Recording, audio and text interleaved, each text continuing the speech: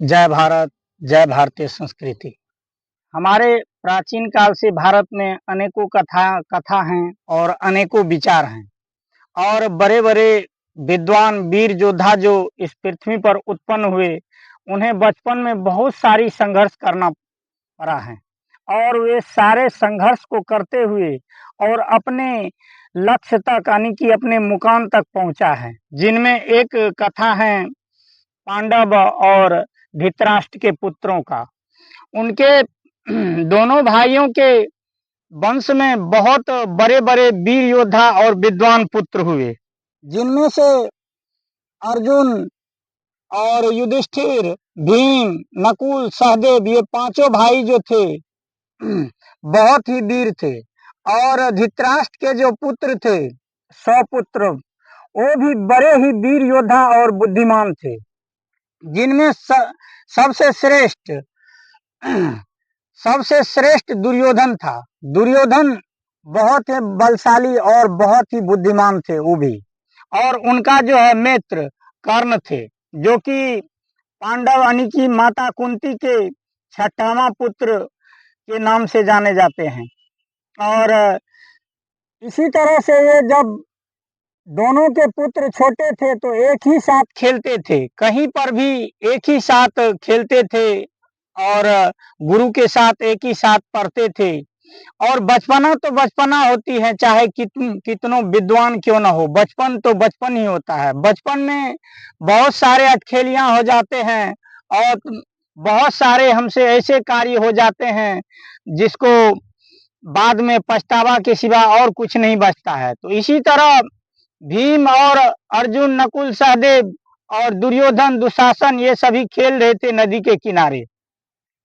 खेलते खेलते इन लोगों को भूख लग गया, खाना खाने का मन करने लगा। तो खाना खाने के विचार से ये लोग अपने जो है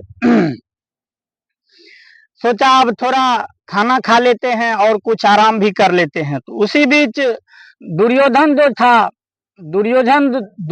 जो था वो दुर्बुद्धि थे, थोड़ा बचपन से ही अलग विचार के थे। उन्होंने सोचा भीम बहुत ही शक्तिशाली है, हमें कोई भी खेल में हमको पराजित करने नहीं देता है, क्यों ना इसका जो है जीवन लीला को ही समाप्त कर दिया जाए। तो दुशासन और दुर्योधन दोनों ने विचार किया और विचार करके इन लोगों के पास थोड़ा थोड़ा खीर का भोजन था। तो दुर्योधन और दुशासन ने खीर में विष मिला करके भीम को खिला दिया। और भीम भोजन का बहुत ही लालची थे, वो भूख लगने पर सबसे पहले भोजन करते और फिर किसी कार्य को करते, चाहे वो भोजन जैसा भी हो। तो भीम ने इस बात पर ध्यान नहीं दिया और दुर्योधन ने खीर में उसको विष मिला करके दे दिया। विष मिला करके खाने पर दुर्योधन जब उसको विष मिला करके खिला दिया तो भीम मूर्छित हो गया और दुर्योधन और दुशासन को हुआ कि ये मर गया है। और ये दोनों भाई अब मर गया ये सोच करके सोचा अगर बाहर में छोड़ देते हैं तो कोई देख लेगा तो मेरा नाम लग सकता है। तो उन्होंने भीम को उठा करके नदी में फेंक दिया। नदी में फेंकने के बाद भीम सीधे पाताल में चले गए, नदी के गर्द में चले गए जहां नागराज वास करते थे। नागराज के पास पहुंचने पर उनका जो सिपाही होता है, तो सर्प का नियम है, उसे जब ठोकर लग जाए तो सबसे पहले दंश करता है।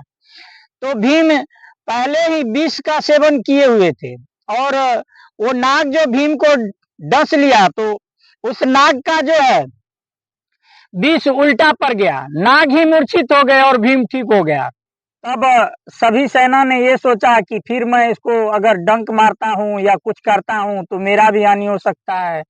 तो इस कारण से सेना ने सोचा क्यों ना इसको राजा जी के दरबार में ले जाया जाए। तो राजा के दरबार में भीम को ले गया और राजा ने नागराज ने पूछे कि हे पुत्र तुम कौन हो और कहाँ से आए हो, तुम्हारा माता पिता का क्या नाम है। तो भीम ने बताया कि हे राजन, मैं भी नहीं जानता कि मैं कौन हूँ, मैं ये नहीं जानता कि मैं कहाँ से आया हूँ, ये मुझे भी पता नहीं है, और मैं कहाँ आ गया हूँ ये भी मुझे पता नहीं है, लेकिन मेरा माता का नाम कुंती है और मेरा नाम भीम है। इतना सुन करके नागराज सोच में पड़ गए। कुंती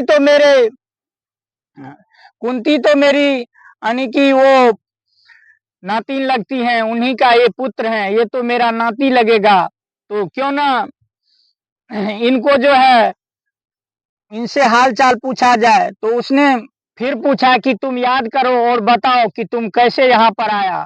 तो उन्होंने बोला कि हे राजन, मैं दुर्योधन और दुशासन के साथ खेल रहा था, हो सकता है कि उन्होंने मुझे खाना में जो है जहर दे दिया हो, इस कारण से मैं मूर्छित हो गया और वो मुझे नदी में फेंक दिया।